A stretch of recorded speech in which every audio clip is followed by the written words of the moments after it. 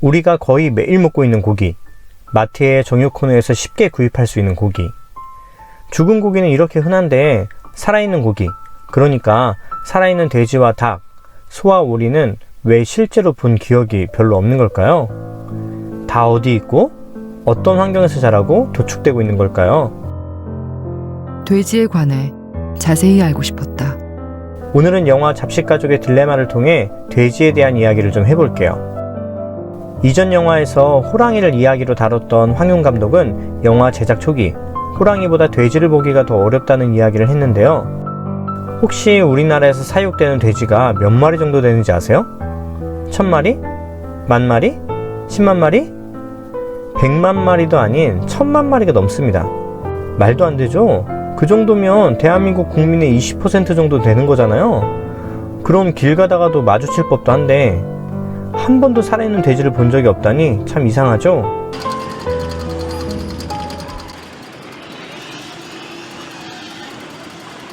그 이유는 돼지들이 공장식 축산에 의해 공장의 부품처럼 만들어지고 있기 때문입니다. 페트병의 제조 과정을 우리가 본 적 없는 것처럼요. 영화는 줄곧 공장식 축산으로 제작되는 돼지고기와 소규모 친환경 농장에서 태어나 자라는 아기돼지의 삶을 교차 편집을 통해 비교하는데요. 저는 우리가 매일 먹는 고기에 대해 너무 무지했고 관심도 없었다는 것에 다시 한번 스스로에게 놀랐습니다.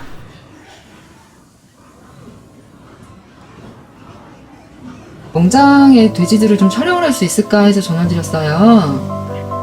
예. 박주민 어디시라고요? 감독은 촬영 협조를 위해 많은 축사에 전화를 했지만 번번이 거절당합니다. 이게 외부인이 출입을 엄격하게 막고 있습니다. 아주 어렵게 촬영 허가를 받은 축사. 아마도 다른 곳보다 청결하고 운영이 잘 되고 있기에 촬영 허가를 해줬을 것 같고 평균보다 상황이 괜찮은 축사가 아닐까 생각이 드는데요. 이곳도 돼지를 식품 이상 그 이하로 보고 있지는 않았죠. 이곳 여주인도 초반 사육 두수가 적을 때는 이렇지 않았지만 두수가 늘어나며 돼지를 찍어내는 공장, 돼지 기업이 되었다고 이야기해요. 결국 효율성과 이윤의 극대화, 경제 논리가 돼지의 인생을 바꿔놓은 거죠. 참 불쌍하죠. 네. 불쌍한데. 왜 여자로 태어나가 그렇게 불쌍한지.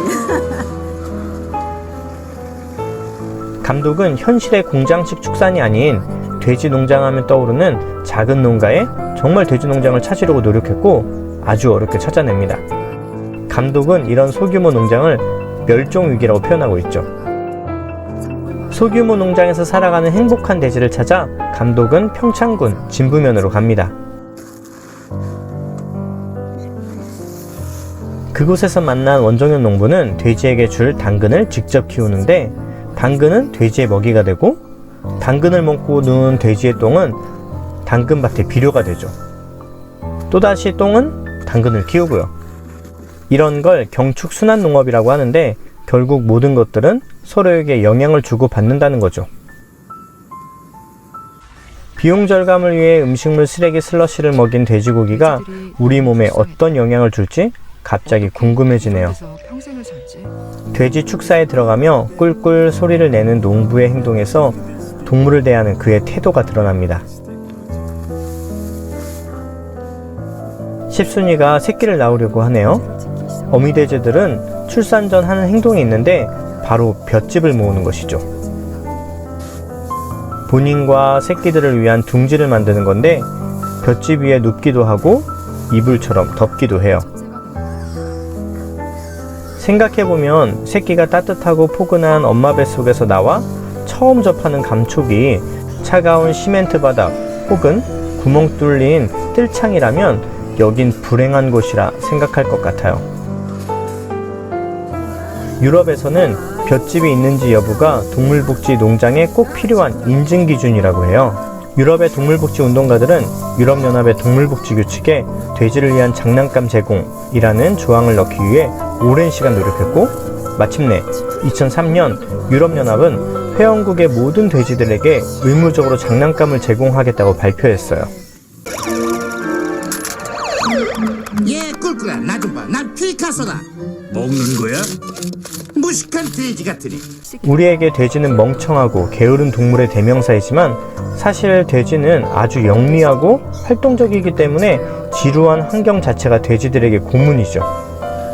그런데 거의 대부분의 돼지들이 일생을 아주 좁고 지루한 우리 안에 갇혀 생을 마감하죠.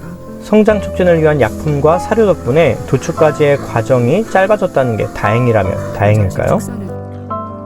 농부는 실험을 했다고 해요. 가 집단에는 보통의 축사에서 주는 고단백 사료를 줬고 나 집단에는 쌀겨, 깻묵 등으로 만든 곡물 사료를 줬죠. 고단백 사료를 먹인 가 집단의 돼지들이 나 집단의 돼지들보다 빨리 자랐어요. 하지만 가 집단에서는 가끔 죽는 돼지들이 나왔고 똥에서 냄새가 나고 파리가 많이 꼬였다고 해요. 성질은 급하고 배고픈 걸 못 참았고요. 하지만 나 집단 돼지들은 성장이 느린 반면 갑자기 죽는 돼지가 없었고 성격은 느긋하고 똥에서 냄새가 나지 않았죠. 성장이요? 시간이 걸렸지만 결국 가 집단의 돼지들만큼 자랐고요. 돼지 사료 실험을 통해 대한민국에 살아가는 우리 학생들이 떠오르는 건 저만 그런가요?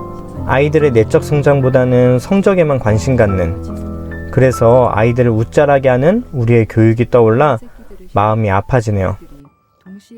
농부의 농장에서 자란 돼지가 도축되기까지는 1년이 걸립니다. 하지만 대개의 축사에서는 6개월이면 도축할 수 있죠. 왜 고단백 사료와 성장 촉진제를 쓰는지 이해가 되시죠? 감독은 동물보호 활동가들과 지난해 살처분한 폐축사를 방문합니다. 그곳에는 장치료제, 강심제, 옴치료제 같은 피부병약, 호흡기 질환제, 항생제, 호르몬제 등 온갖 의약품이 발견됩니다. 이런 약품을 복용한 돼지를 인간이 먹는다는 게 경악스럽네요. 모든 돼지가 살처분된 축사에서 돼지 소리가 납니다. 참을 수 없는 악취로 활동가는 구토를 했고 많은 촬영 경험을 가지고 있던 촬영 감독도 가장 힘든 촬영이었노라 토로했는데요. 사실 우리의 편견과는 다르게 돼지는 후각이 매우 발달한 동물이죠. 대소변을 잘 가리는 청결한 동물이기도 하고요. 효율성과 이윤극대화를 위해 철저히 분업화된 공장. 우리 학교에서 이것도 좋은 걸로만 배웠잖아요. 애덤 스미스의 분업, 핀공장 실험은 이전의 낡고 비효율적인 관습은 모두 폐기하고 최적의 동선과 분업의 정도를 찾기에 급급했죠. 임신과 출산 과정에서의 효율성과 관리의 편리를 위해 스토를 사용하는데요. 암돼지는 생후 9개월에서 10개월 사이에 인공수정을 통해 임신되고 4개월 정도의 임신 기간 동안 스톨에서 지냅니다. 분만 일주일 전쯤 분만사의 분만용 스톨로 이동해 새끼를 낳아요. 새끼들에게 젖을 줄 수 있는 시간은 24에서 25일 정도고요. 그 다음엔 새끼들과 분리돼 다시 임신 초기사로 돌아갑니다. 그 다음엔요? 다시 인공수정, 다시 임신, 그 과정을 계속 반복해요. 한 해에 2.5회 분만을 하고 새끼 낳는 성적에 따라 성적이 떨어지면 도축장으로 가고요.